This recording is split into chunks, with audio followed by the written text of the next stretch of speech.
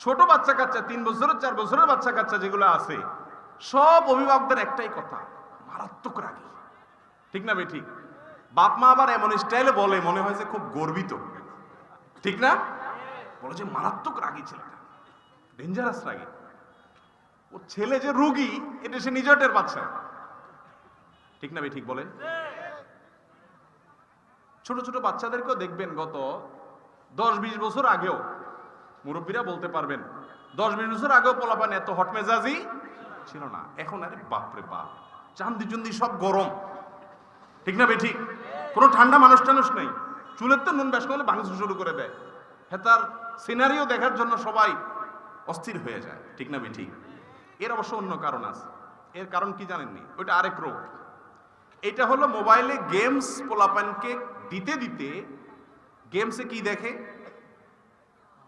গেমসে যা দেখে সব হলো কি মারামারি, কাটাকাটি।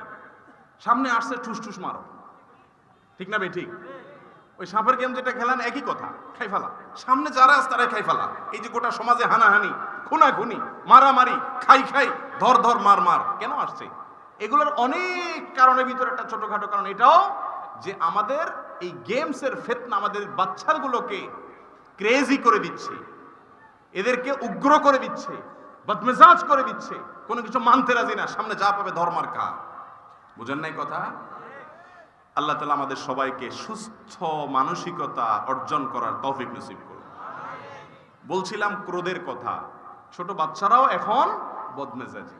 ছোট বাচ্চারা যদি রাগ করে, এই আমলগুলো তো তাদেরকে বলতে পারবেন না, তাহলে কি করবেন? একটা পলিসি, একটা আমল শিখেন, রুকিয়া, একটা ঝাড়ফুঁক শিখেন। পানি, খাবার যাই দিবেন বদমেজাজ বাচ্চাদেরকে, আউযু বিল্লাহি মিনাশ শাইতানির রাজিম 7 বার পড়ে ফু দিবেন, দিয়ে খাওয়াইবেন, পারলে ছিটাবেন। ইনশাআল্লাহ দেখবেন ওর বদমেজাজি আস্তে আস্তে কমবে। এছাড়া আরো কিছু পলিসি আছে। রাগ হলে সাথে সাথে তার কাঙ্ক্ষিত জিনিসটা দিয়ে দেন, এটা ভুল। কোনো বাচ্চা সে যখন দেখে চেতলেই তো পাওয়া যায়, তখন তার চেতনটা নিয়মিত হইতে থাকে।